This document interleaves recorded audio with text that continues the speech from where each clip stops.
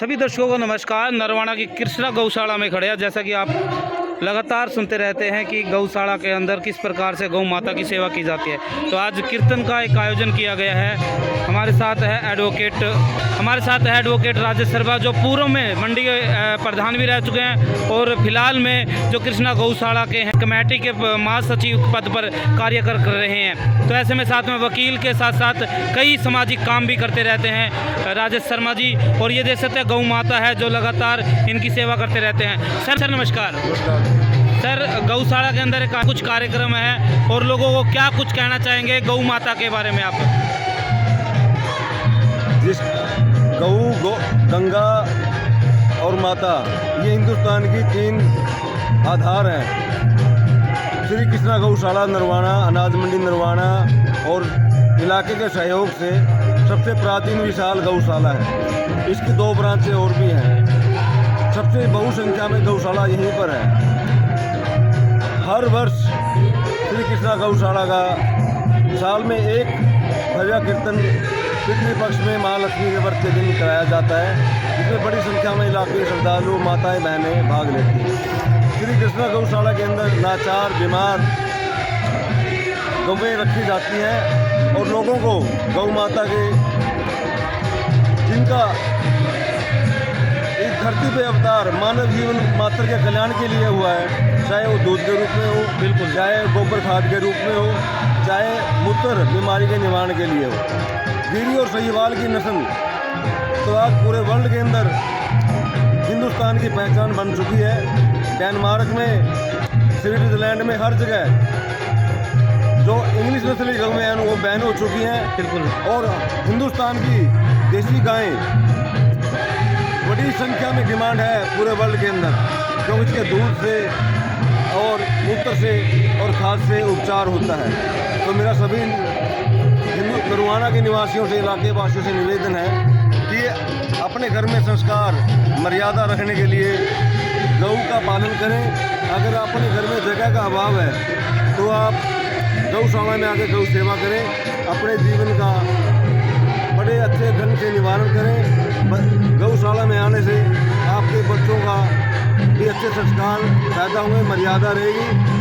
आप चाहे वो जन्म दिवस के रूप में हो, चाहे वो वैवाहिक वर्षगांठ हो, चाहे बुजुर्गों की पुण्यतिथि हो, उनके रूप में गौशाला में सवा मणि लगा के चारा डाल के अपने जीवन का उद्धार करें और भविष्य में अपने परिवार, समाज, धर्म और देश की रक्षा के लिए गौ माता एक मजबूत आधार है। ये परमात्मा ने मानव के कल्याण के लिए अवतारित की है। मेरा निवेदन है कि इसको अपने जीवन में उतारें।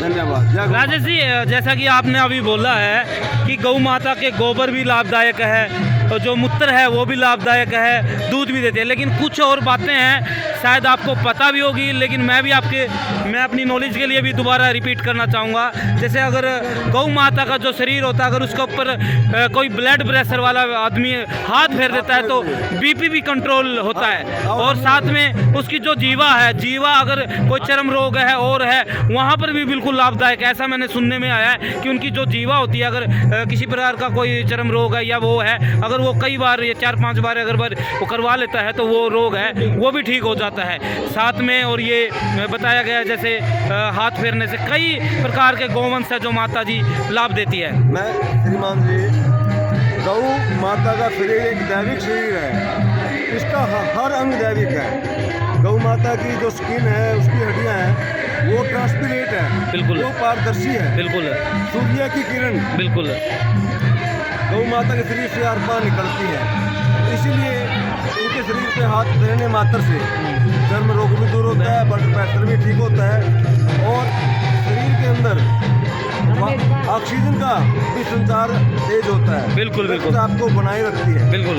तो इसीलिए जो निर्दयी लोग हैं, अंग्रेज लोग हैं, वो गौ माता का जो गिफ्ट के रूप में खाते हैं, पाप कमाते हैं, वो इसलिए खाते हैं भाई सूर्य की किरण इसके आर पार निकलती है, इसलिए हम इसको खाएं। बिल्कुल। और हिंदुस्तान के अंदर इससे बड़ा अधर्म नहीं है। बिल्कुल। मैं भारत सरकार से, आदरणीय नरेंद्र मोदी जी से, क्योंकि पूरे साधु संतों की और पूरे गौ सेवकों की ये एक डिमांड रही है कि भी जो भी गौ माता की हत्या करे उसको उम्र कैद की बिल्कुल, सजा होनी बिल्कुल। चाहिए और उसके खिलाफ कड़ी कार्रवाई करनी चाहिए, उसकी संपत्ति कुर्क कर देनी चाहिए, ताकि भविष्य में हिंदुस्तान के मर्यादा संस्कार और जीवन के संचालन का एक आधार है गौ माता भी है, इस गौवंश की रक्षा हो सके। बिल्कुल। जब से गौ माता की इस सरकार ने रक्षा करनी शुरू की है समाज के लोगों के माध्यम से, बिल्कुल। आज हिंदुस्तान संसार का पहले 5 देशों में आ चुका है। ये गौ माता का आशीर्वाद है। बिल्कुल बिल्कुल जी। इसलिए मैं भारत की सरकार को गौवंश रक्षा करने वाले सभी रक्षकों को, सभी किसानों को और जो व्यापारी हैं वो भी अपना तन मन धन दे के गौशाला का संचालन करते हैं, सबका धन्यवादी हूँ। परमात्मा इन सबके जीवन में खुशी लाए, समृद्धि लाए। जय हिंद, जय बिल्कुल। गौ। तो हम सभी का बहुत बहुत धन्यवाद करते हैं। कृष्णा गौशाला में खड़े और देख सकते हैं गौ माता की ये तस्वीरें। तो आप भी आसपास अगर आपको लगता है कि गौ माता किसी रोड पर खड़ी है, क्योंकि लगातार एक्सीडेंट होते हैं, तो थोड़ा साइड में करें, ये हमारा सभी का कर्तव्य बनता है।